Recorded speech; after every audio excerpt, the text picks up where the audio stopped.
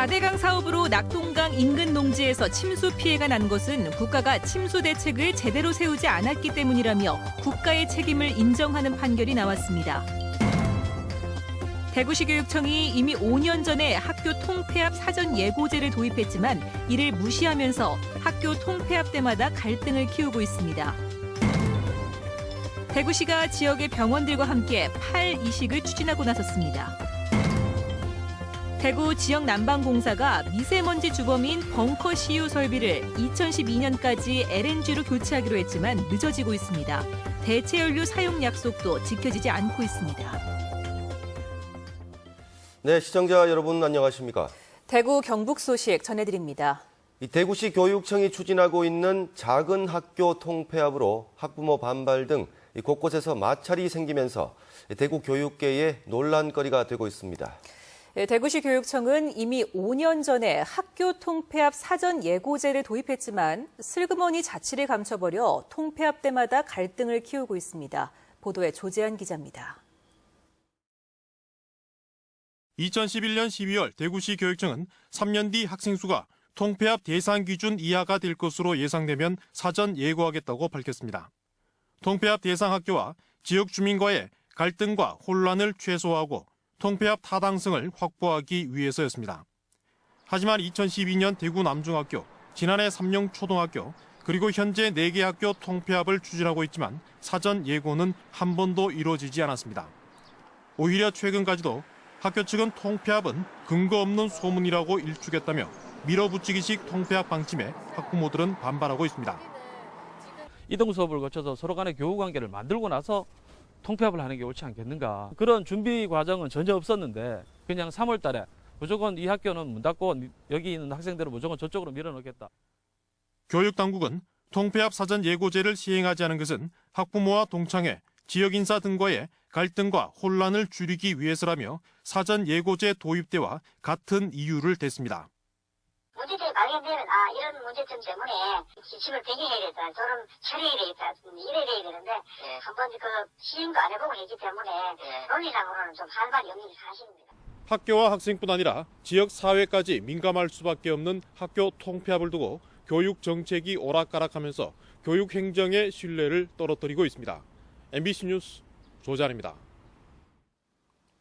한편 대구 참여연대는 성명을 내고 대구시 교육청이 의견 수렴조차 제대로 하지 않고 비민주적이고 일방적인 학교 통폐합 정책을 펴고 있다며 즉각 중단할 것을 촉구했습니다. 참여연대는 시교육청이 오는 9월에 이전 통합을 추진 중인 육아초등학교는 학부모의 80%가 찬성했다고 주장하지만 이런 근거가 되는 여론조사는 조사의 기본 원칙도 지키지 않은 것이라고 주장했습니다. 또 졸속 교육 정책이 학습권을 악화시키고 지역사회 인구 유출을 가속화시킬 것이라고 지적했습니다. 한국지역난방공사는 친환경 액화 천연가스를 에너지원으로 사용하고 있습니다. 하지만 대구지사는 여전히 대기 오염을 유발하는 중유를 사용하고 있어 문제가 되고 있는데요. 시정하겠다는 약속을 수년째 지키지 않고 있어 비난을 받고 있습니다. 양관희 기자가 취재했습니다.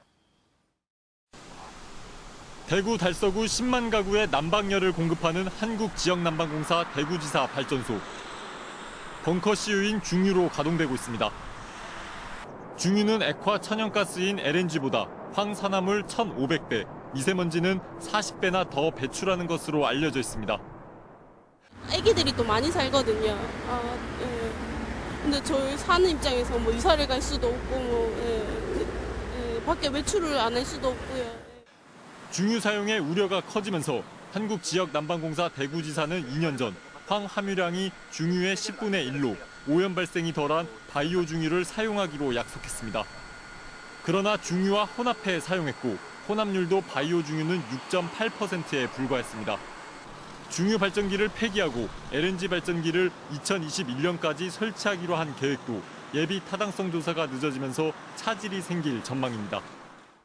설비 개최를 빠른 시일 내에 할 수 있도록 좀 해야 되지 않겠냐 이런 생각이 들고, 두 번째는 바이오 중유 혼수 비율도 좀 높여야 되지 않겠냐 이런. 난방공사는 오염물질 저감 시설을 설치해 큰 문제가 없다는 입장입니다. 실제 배출되는 것을 봤을 때는 이제 황성무 같은 경우 약 140배 정도, 그리고 먼지 같은 경우 약 3배 정도.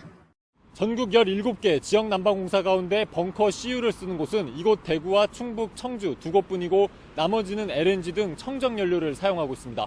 MBC 뉴스 양관입니다. 최근 미세먼지에 대한 관심이 높아지면서 화력발전소 등에서 나오는 미세먼지를 줄이는 것이 시급한 숙제로 떠오르고 있습니다. 기존 설비보다 성능은 좋으면서 에너지는 덜 먹는 전기 집진기가 지역에서 개발돼 주목받고 있습니다. 임재국 기자가 보도합니다. 포스코 ICT가 자체 개발한 전기 집진기 MPS입니다. 고전압을 흘려 발생되는 정전기력을 이용해 미세먼지를 제거하는 설비입니다. 주로 제철소나 화력발전소 등 분진이나 미세먼지가 많이 발생하는 산업 현장에 설치됩니다. 마이크로 펄스 하전 시스템은 정기적으로 고전압을 발생시켜서 정전기 원리를 이용한 전기 집진기용 전원장치로서 특히 미세먼지 포집이 우수하고 에너지 절감에 탁월한 성능을 가지고 있다는 게 가장 큰 특징입니다. 이 설비를 적용한 결과 종전 방식에 비해 분진 제거율이 50% 이상 향상되고 에너지 사용량은 80% 이상 절감됐습니다. 포스코 ICT는 중국 탕산 강철을 시작으로 타당그룹 화력발전소 등에 전기 집진기 110여 대를 공급했고 최근 다렌 발전공사에도 24대를 공급하기로 했습니다. 국내에선 포항과 광양 제철소를 비롯해 고령 화력발전소와 GS 칼텍스 등에 보급하고 있습니다. 최근 중국의 환경 규제가 강화되고 있어 저희 제품에 대한 수요가 증가하고 있다고 말씀드릴 수 있습니다. 향후에도 저희 회사는 중국 시장을 중심으로 해서 계속 사업을 확대해 나갈 계획입니다. 미세먼지에 대한 관심이 높아지는 가운데 중국에 이어 우리나라도 배출 기준을 강화할 예정이어서 전기 집진기 등 환경시장 규모도 커질 것으로 보입니다. MBC 뉴스 임재욱입니다. 새누리당 최경환 의원의 전당대회 출마 여부에 관심이 쏠리고 있습니다. 최 의원이 출마하면 당내 60% 이상인 친박계의 지지에다 1인 1표제로 바뀐 투표 방식 덕분에 당선 가능성이 높은 것으로 점쳐지고 있습니다. 하지만 비박계나 비주류 측이 총선 패배 책임론이나 계파 청산 등을 이유로 조직적으로 반대하면 당선이 쉽지 않을 것이라는 전망도 나오고 있습니다. 4대강 사업으로 낙동강 인근 농지에서 침수 피해가 잇따랐는데요. 국가가 침수 대책을 제대로 세우지 않았다며 국가의 책임을 인정하는 첫 판결이 나왔습니다. 윤영균 기자가 취재했습니다. 비닐하우스 옆 배수로가 물바다가 됐습니다. 농장 바로 옆 도랑도 넘치면서 주변 도로까지 침수됐습니다. 1년 뒤에도 상황은 마찬가지였습니다. 비닐하우스 안 묘목들이 물에 잠기면서 뿌리까지 모두 썩어 들어갔습니다. 낙동강에 칠곡보가 만들어진 뒤부터 평소에도 늪지처럼 물이 흥건해지고 조금만 비가 오면 물바다가 된 겁니다. 양수기 7개는 해놨는데 막 계속 퍼내야 되는 수시로. 그러니까 20mm 오면은 낮은 데는 막 발목이 찰 정도로 물이 팍팍 찹니다. 뭐 농사 지을 수가 없습니다. 2012년부터 해마다 피해를 입은 조경업자 박영국 씨는 결국 국가와 한국농어촌공사, 한국수자원공사를 상대로 손해배상 소송을 냈습니다. 서울중앙지방법원은 국가와 한국농어촌공사가 피해 조경수와 야생화 감정 가격의 80%인 약 1억 원을 배상하라고 판결했습니다. 국가는 침수 대책을 마련하지 않았고 한국농어촌공사는 농경지 리모델링 과정에서 농장보다 높은 곳에 배수로를 설치해 침수 피해를 나게 했다고 판단했습니다.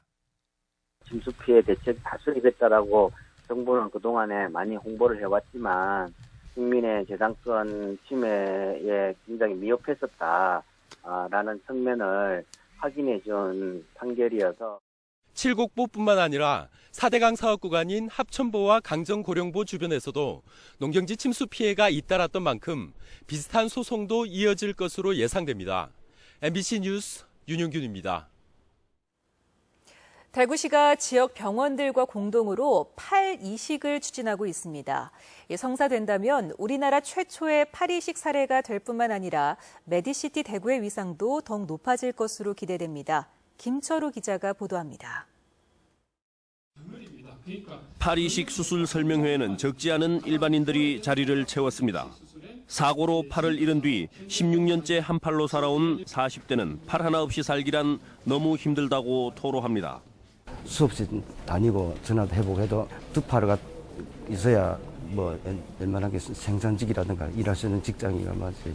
차라리 그 업체에서는 다리가 불편해도 두 팔만 멀쩡하면 일할 수 있다고. 팔이나 다리를 이식하는 것은 장기 이식과는 비교하기 힘든 어려움이 있습니다.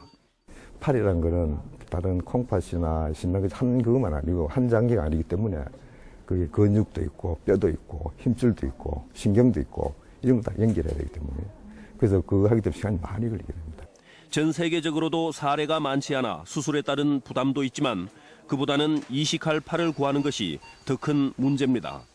수술적으로는 충분한 임상 경험이 바탕이 돼 있지만은 이제 이 남의 팔을 가져오는 그 자체가 상당히 좀 부담스러운 건데 이 공여자가 많이 나타나 주시면은 팔 공여자에 대해서는 장례비 또는 이제 의수족비 등 일부 저희가 재정적 지원을 할 예정에 있고요. 그다음에 팔 이식 수술을 받는 환자에 대해서도 수술비 등을 지원할 계획입니다. 팔이 없어 힘든 삶을 살아가는 사람들에게 새로운 삶을 주기 위한 이 계획의 성공 여부는 공여자 찾기라 해도 과언이 아니라며 의료진들은 인식의 전환과 참여를 당부했습니다. MBC 뉴스 김철우입니다. 국민의당 대구시당은 성명서를 통해 영남권 신공항은 국가 100년 대계를 위한 안보 공항이 돼야 한다며 도를 넘는 유치 활동으로 지역 갈등을 조장하고 있는 부산시와 부산 정치권을 비판했습니다. 또 정부가 예정대로 신공항 건설을 추진할 수 있도록 중앙당 차원에서 힘을 보태줄 것을 요청하는 한편 정부도 부산시의 독자적인 유치 활동을 중단시키고 원칙에 따라 신공항을 추진할 것을 촉구했습니다. 정의당 심상정 대표가 오늘 대구시당에서 대구 지하철 노동조합과 간담회를 갖고 서울 구의역 스크린도어 사고를 계기로 대구 지하철의 안전 문제를 점검하고 개선 방안을 논의했습니다. 또 경북대병원 농성장을 찾아 경북대병원 사태의 조속한 해결 방안을 모색한 데 이어 북구 당원 간담회에도 참석해 지방선거에 대비한 지역 조직 강화 방안도 논의했습니다. 경북 동해안의 대표 어종인 오징어는 통상 봄철에는 잘 잡히지 않습니다. 그런데 올해는 포항을 중심으로 이례적으로 많이 잡히고 있어 어항마다 활기가 넘치고 있습니다. 장성훈 기자입니다. 동해안 최대 오징어 잡이 어항인 포항 구룡포항. 밤샘 조업을 마친 오징어 채낚기 어선들이 항으로 속속 들어오자 상인들이 몰려들어 위판이 이루어집니다. 해마다 이맘때면 남해나 울진 쪽에서 잡히기 시작하던 오징어가 올해는 이례적으로 포항 인근으로도 몰려들고 있기 때문입니다. 남해 쪽 이제 미조라든지 밑에서 이제 조업을 할 시기인데 어장이 구룡포 형성되다 보니까 요즘 이곳 포항 구룡포항에서는 매일같이 20-30여 척의 채낚기 여선들이 조업에 나서 오징어를 잡아오고 있습니다. 내가 지금 현재 오징어 장사 한 20년 가까이 했는데 원래같이 오래 나기는 처음이라. 실제 지난달부터 잡은 오징어는 구룡포항에서만 200톤에 달해 평년의 10배에 가깝습니다. 지금 잡히는 오징어는 크기가 작은 활어로 한 마리당 1,000원 안팎으로 위판가도 괜찮은 편입니다. 하지만 10년 가까이 어획량이 감소하고 있는 상황이어서 어민들의 성에는 차지 않습니다. 지금은 이제 조금 한 7, 800원에서 가기 때문에 그것도 한 마리 500원에서 600원에서 300원에서 이렇게 하니까 아마 적자. 전문가들은 수온 변화 등으로 회유성 어종인 오징어의 이동 경로가 일시적으로 바뀐 것으로 추정했습니다. 오징어 자체가 해양 조건에 되게 영향을 많이 미친단 말이에요. 해양 변동이 심하면 오징어들이 이렇게 군집이 있어서 어군이 한쪽에 몰렸다가 그다음에 어장이 퍼졌다가 이런 식으로 왔다 갔다 하기 때문에 유례없는 봄철 오징어 때 소식에 올해는 어민들의 풍어에 대한 기대가 어느 해보다 커지고 있습니다. MBC 뉴스 장성훈입니다. 이 경북대 교수회는 임시평의회를 열고 총장 후보 1순위 김사열 교수와 2순위 김상동 교수를 재추천하는 공문을 교육부에 보낼 것을 대학 본부에 요구했습니다. 최근 교육부가 임용 제청을 오랫동안 미뤄왔던 부산대 총장을 임용하는 등 태도 변화 조짐을 보이고 있어 지난 2014년 12월 교육부의 후보자 재추천 요구 때 올렸던 동일 인물을 다시 추천해 총장 임용 제청을 받기 위해서입니다. 대학 본부 측은 법적, 행정적 검토를 거쳐 공문 발송을 결정하기로 했습니다. 경상북도는 오늘 서울의 한 호텔에서 수도권 기업 CEO 등 300여 명이 참석한 가운데 투자 유치 설명회를 열고 분양 중인 산업단지와 전략산업 등 41개 프로젝트의 우수한 투자 여건과 각종 지원 정책을 설명했습니다. 경상북도는 한반도 허리경제권 조기 구축을 위한 성장 동력 산업과 신재생 에너지 산업, 복합 관광 레저 서비스 산업의 투자 유치에 속도를 붙여나갈 계획입니다. 동북지방통계청에 따르면 지난달 대구의 고용률은 59.8%로 지난해 같은 달과 같았고 지난달 실업률은 4.1%로 지난해 같은 달보다 0.5%포인트 올랐습니다. 또 지난달 경북의 고용률은 63.1%로 지난해 같은 달보다 0.5%포인트 떨어졌고 실업률은 3.5%로 지난해보다 0.8%포인트 올랐습니다. 한편 지난달 대구의 비경제 활동 인구는 지난해 같은 달보다 7,000명 줄었고 경북의 비경제 활동 인구는 지난해보다 1,000명 늘었습니다. 대구시가 범어내거리 등 대구 시내 8곳에서 하루 5분만 자동차 공회전을 안 하면 한 대당 연간 36리터의 연료를 절약하고 48kg의 이산화탄소 발생을 줄일 수 있다며 운전자들을 상대로 공회전 안 하기 캠페인을 벌였습니다. 대구시는 또 이달 27일부터 다음 달 말까지 터미널과 주차장, 차고지 등 190여 곳의 공회전 중점 관리 지역에서 특별 단속을 벌일 예정입니다. 수도권 소비층을 겨냥한 풍기인견 서울 페스티벌이 오늘 서울시청 앞 광장에서 시작돼 사흘간 이어집니다. 올해 홍보 행사에는 역대 최대 규모인 14개 업체가 참여해 의류와 침구 등 최신 인견 제품을 선보이고 천연 염색 체험, 인견 제품 깜짝 경매 등 다양한 프로그램이 진행됩니다. 대한적십자사 대구 경북 혈액원에 따르면 지난해 대구 경북에서는 26만 300여 명이 헌혈을 했는데 20대 헌혈자가 전체의 44.7%로 가장 많았고 10대와 30대가 뒤를 이었습니다. 남성 헌혈자가 여성의 2배였고 대학생이 38.2%로 1위, 고등학생 21.5%, 회사원 15.8% 등으로 나타났습니다. 헌혈의 집 대구 동성로센터는 2011년부터 4년 연속 전국 헌혈자 1위였지만 지난해 광주 충장로센터에 밀려 2위를 기록했습니다. 네, 지금까지 대구 경북 소식 전해드렸습니다. 시청해주신 여러분 고맙습니다.